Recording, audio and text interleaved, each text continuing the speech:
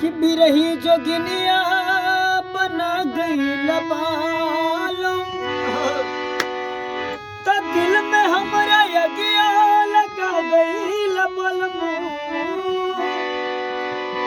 कि हमके घर छोड़ के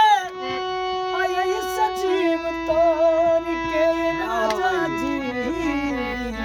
क्या बात है। जियते जी हमके मुआ गई लबलम औरतिया कहती है कि राजी अरे का कहती हो कि गवन करा के राजा चल गईला बहरावा वाह।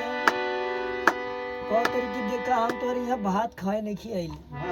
तनी भावना के समझी लो